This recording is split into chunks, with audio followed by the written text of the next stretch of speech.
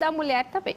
Gente, e agora as gestantes devem ficar atentas ao nosso próximo tema, que vamos conversar também sobre saúde feminina, é a violência obstétrica. Sobre esse assunto eu converso agora com a defensora pública que está aqui comigo, Eliana Tavares. Seja bem-vinda, Eliana. Muito obrigada, boa tarde. Boa tarde. Esse tema é bem interessante para a gente conversar aqui. Nosso Band Mulher, a gente sempre traz temas muitas vezes polêmicos, muitas vezes informativos, que é esse nosso papel, né? E quando a gente fala da violência obstétrica, o que significa? A violência obstétrica não tem uma definição específica, né? A gente pode extrair o conceito da lei paranaense, que foi publicada em novembro do ano passado, por meio de diversas atividades e condutas que firam os direitos da mulher gestante em trabalho de parto ou no pós-parto. É qualquer ação ou omissão que ofenda a integridade física, psicológica, emocional, por qualquer agente de saúde, no âmbito público ou privado. E quando a gente fala dessa questão, como detectar? Porque nem você falou, é através da violência, mas como saber se foi sim ou não? A Fundação Perseu Abramo publicou uma pesquisa em 2010, indicando que 1 em cada 4 mulheres já sofreu violência obstétrica. Então, muitas mulheres realmente não sabem que sofreram.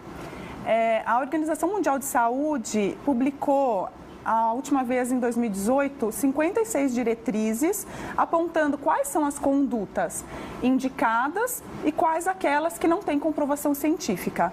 Por exemplo, uma episiotomia de rotina. O que é episiotomia? Aquele corte entre o ânus e a vagina feito sem necessidade, né? O ponto do marido, numa linguagem mais popular. Esse corte feito sem necessidade ou sem avisar a mulher que há essa necessidade configura violência obstétrica.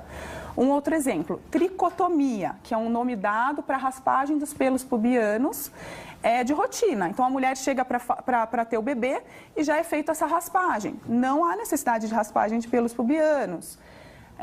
As cesarianas mesmo, sem a necessidade. A Organização Mundial de Saúde indica que as cesarianas devem ocorrer em até 15% dos casos. No Brasil, esse número ultrapassa os 50%. No âmbito privado, então, ultrapassa 80%. Mais um exemplo, não colocar o bebê para amamentar no primeiro momento, né? Se não há nenhum risco à saúde desse bebê, a primeira atitude não é dar o banho no bebê, é colocar o bebê para amamentar. E diversas outras atitudes e práticas médicas sem comprovação científica que devem ser afastadas. Muito bem, a gente continua falando sobre esse tema, a gente vai acompanhar um pouquinho, a Manuela vai trazer para a gente mais informações sobre esse assunto. Boa tarde, Gi. Boa tarde para todo mundo que acompanha. É isso mesmo, muitas mulheres não sabem que elas têm esses direitos garantidos por lei quando são gestantes. E justamente por não saber desses direitos é que muitas acabam sofrendo com a restrição deles ou até mesmo com a violência obstétrica. É assim que a gente chama qualquer tipo de ação de violência contra uma gestante, seja na hora do parto ou até antes mesmo dele. E essa violência pode ser verbal, psicológica ou até mesmo física. É por isso que hoje eu estou aqui para conversar com a Carlin Luiz, que sofreu de violência obstétrica na primeira gravidez dela. Hoje ela tem 2 filhos, um de 3 anos, uma que está aí completando 7 meses hoje, inclusive.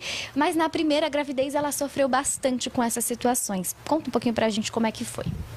Então, nós tínhamos planejado um parto domiciliar, não conseguimos por problemas mesmo, nada que fosse emergencial, mas a gente achou melhor transferir para a maternidade.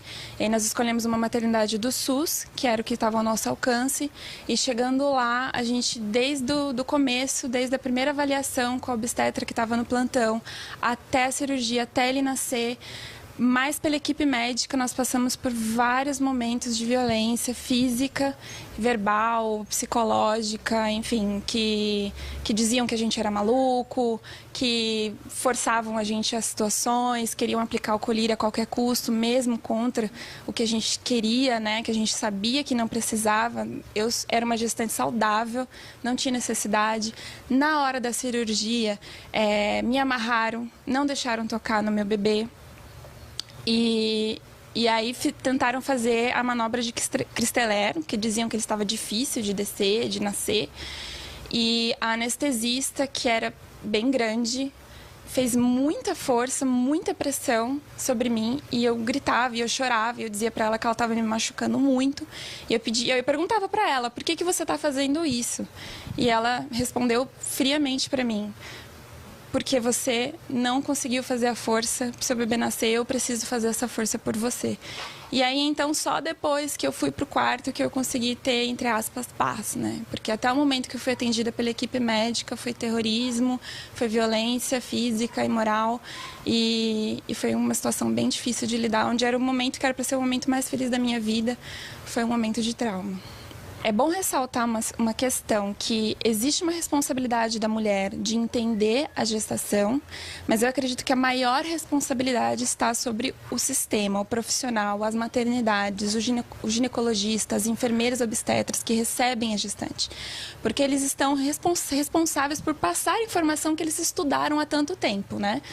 Mas, como a gente sabe que não depende só da gente, então, dos profissionais, então eu decidi criar esse grupo, Parto Humanizado Curitiba, no WhatsApp, para que a gente pudesse trocar informações baseadas em evidência científica. Realmente ela relata o caso dela, né? Em muitos casos você também acompanha, né? Sim. O caso dela é um caso bem drástico, assim, aconteceram diversas atividades, né, que configuram a violência obstétrica. É muito importante isso que ela falou de criação de grupos de mulheres que criem esse intercâmbio de informações, porque, como eu mencionei anteriormente, muitas não sabem que sofreram uma violência obstétrica. E dentro disso também vem, aí como a senhora falou um pouquinho antes, vem as leis, né? Uhum. Como detectar isso? Em âmbito nacional, a gente possui somente uma lei que prevê o direito ao acompanhante, né? E até isso, em muitos locais, principalmente públicos, às vezes não é respeitado, né? O marido tenta entrar com a mulher na sala de parto, a gente tem relatos de que às vezes não consegue, e há uma lei federal prevendo esse direito. Em âmbito estadual, a gente tem essa lei que foi publicada em novembro do ano passado, que esmiuça um pouco mais os direitos da mulher, mas realmente todas aquelas atividades que configuram violência obstétrica ou, por outro lado, as boas práticas, né, na maternidade, a gente consegue extrair da Organização Mundial de Saúde. E em âmbito da cidade de Curitiba também há algumas leis, uma lei que prevê a presença de doulas nas maternidades também, mas o que é preciso assim, deixar bem claro é que essa mulher, ela tem o direito de ser bem atendida tanto no âmbito público ou no privado, né? Ela tem que ser respeitada e principalmente ter a informação e a comunicação. Se vai ser feita alguma técnica nela, primeiro que essa técnica tenha o respaldo científico, não seja meramente uma técnica de rotina que ao longo dos anos foi sendo aplicada, que nem se sabe mais por que é aplicada, e que seja avisado essa mulher o motivo que aquilo está sendo feito e em que momento vai ser feito. Importante passar a informação, né? Isso. Quando a gente fala de passar a informação do médico para a paciente, também tem os casos que a paciente tem medo do que o médico diz e dizer não para ele naquele momento, achando que realmente ele sabe o que está fazendo, né? Sim, a mulher naquele momento é um evento biológico, psicológico, emocional, não é só um evento do médico o nascimento, né? Envolve diversas outras áreas e naquele momento a mulher está muito fragilizada e muitas vezes acata o que o médico determina. Se um médico fala, ou um agente de saúde, né? É importante falar isso, não é só médico, enfermeiros, qualquer agente de saúde. Não grita que vai assustar as mulheres do lado. Isso é violência obstétrica, né? A mulher tem que juntar sempre todos os documentos, o prontuário médico é direito da mulher obter, e também o cartão da gestante, né? Aquilo que foi usado no acompanhamento da gestação. Muito bem, a gente já continua conversando esse tema, porque agora a gente quer saber o que temos que fazer se acontece isso, né? Como recorrer também. A gente já conversa, porque agora eu tenho um recado bem importante para conversar com vocês. Vamos falar sobre o programa de atendimento à saúde, o Família Mais. Acompanhe esse recadinho. Eu quero fazer uma pergunta para você que tem algum problema de visão. Sua vista está embaçada ou você está enxergando vultos? Talvez você possa estar com catarata. Sim, catarata. Ela é uma doença ocular que pode causar cegueira parcial ou total, diminuir a visão noturna ou causar hipersensibilidade à luz. Você quer se tratar, mas não tem plano de saúde e pela rede pública não dá para esperar? Foi pensando nisso que surgiu Família Mais, o programa de atendimento econômico do Hospital de Olhos do Paraná, criado para atender a sua família. Aqui você faz exames e cirurgias nas mais diversas especialidades oftalmológicas, tudo executado por uma equipe de profissionais qualificados e com tecnologia de ponta. O que você está esperando? Escolha a unidade mais próxima de você. Centro, Pinheirinho, Carmo, Pinhais, Campo Largo, Araucária e Fazenda Rio Grande. Agende também pelo telefone 31 5683. E aí, o que você está esperando? Marque já a sua avaliação pelo telefone 3156-8383. Repetindo, 3156-8383. Família Mais, muito mais saúde para todos da sua família. E eu volto a conversar com a Eliana, ela é defensora pública e nós estamos falando sobre a violência obstétrica, que tem acontecido cada vez mais. Uma em 5 mulheres acontece aqui no Brasil, né? Uma em cada 4. Uma em cada 4 mulheres e realmente é um número bem alto, né? Isso. Primeiramente, né, juntar a documentação que eu mencionei, denunciar, sempre denunciar. Né? Tem canais que a mulher pode telefonar, o 136, que é o Disque Saúde, 180, que é para denunciar qualquer tipo de violência contra a mulher, são números nacionais. Também temos o 0800 da cidade de Curitiba, temos também as ouvidorias dos hospitais, a mulher busca denunciar especificamente naquela maternidade onde ela sofreu a violência, né? Isso são tudo atitudes extrajudiciais, né? Também pode denunciar o profissional no conselho de classe, né? O Conselho Regional de Medicina, ou o COREM, que é o conselho que rege os enfermeiros e as enfermeiras.